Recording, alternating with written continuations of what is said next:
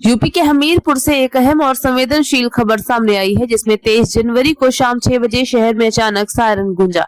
लाइटें बंद हुई, चारों तरफ अंधेरा छा गया। लेकिन घबराने की बिल्कुल जरूरत नहीं है। ये कोई वास्तविक खतरा नहीं, बल्कि जिला प्रशासन की ओर से आयोजित ब्लैकआउट मॉक ड्रिल है। ये मॉक ड्रिल 23 जनवरी 2026 को उत्तर प्रदेश दिवस और नेताजी सुभाष चंद्र बोस की जयंती के अवसर पर आयोजित किया गया। उप नियंत्रक नागरिक सुरक्षा एवं जिलाधिकारी घनश्याम मीणा ने जानकारी देते हुए बताया कि यह अभ्यास स्पोर्ट्स स्टेडियम हमीरपुर में किया गया, जिसका उद्देश्य हवाई हमले जैसी आपात स्थिति से निपटने की तैयारियों को परखना है। मॉक ड्रिल का प्रदर्शन शाम 5 बजे से शुरू हुआ। ठीक शाम 6 बजे हवाई हमले की चेतावनी के रूप में 2 मिनट तक ऊंची आवाज में सायरन बजा। इसके साथ ही ड्रिल क्षेत्र में पूर्ण ब्लैकआउट किया गया, ताकि आपात स्थिति में रोशनी से होने वाले खतरे को कम करने का अभ्यास किया गया। खतरा टलने का संकेत देने के लिए अंत में 2 मिनट तक का एक समान आवाज में ऑल क्लियर सायरन बजाया गया। इस दौरान पुलिस, फायर ब्रिगेड और एम्बुलेंस के वाहन सायरन बजाते हुए स्पोर्ट्स स्टेडियम की ओर रवाना होते दिखाई दिए। इस मॉक ड्रिल में नागरिक सुरक्षा, पुलिस, अग्निशमन, स्वास्थ्य विभाग और नगर पालिका संयुक्त रूप से राहत एवं बचाव कार्य का सजीव प्रदर्शन किया गया। आग बुझाने, मलबे में फंसे लोगों को सुरक्षित बाहर निकालने और घायलों को प्राथमिक उपचार देकर अस्पताल पहुंचाने का अभ्यास किया गया। नगर पालिका द्वारा रैन बसेरा को अस्थायी राहत शिविर के रूप में तैयार किया गया। जिला प्रशासन ने आम नागरिकों से अपील की है कि सायरन या ब्लैकआउट से घबराए नहीं, किसी भी तरह की अफवाहों पर ध्यान न दें और प्रशासन का पूरा सहयोग करें।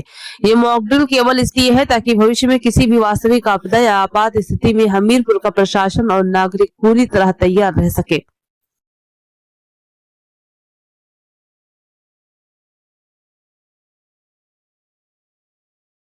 ये आपका हैंडल है, ये इसमें सील लगी हुई है।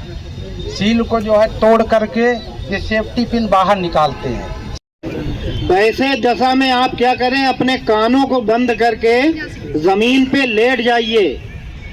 कानों को बंद कर जमीन पर लेट जाइए, लेकिन कृपया करके अपना मुंह थोड़ा सा खोले रखें। मुंह हो है। और जो ये इनका ये ध्यान देना है कि जब 30 बार हम कंप्रेशन दे रहे हैं 30 बार, तो 2 बार इनको माउथ टू माउथ ब्रीथ देना होता है और हर 1 मिनट बाद इनका रिस्पांस चेक करना होता है कि पल्स आया कि नहीं आया। दूसरा जो चेस्ट का कंप्रेशन है वो इनका 5 इंच तक होना चाहिए नीचे, ठीक है। में यही मेन है, बेसिक लाइफ सपोर्ट इसको बोलते हैं। इसके अलावा ठीक, थैंक यू।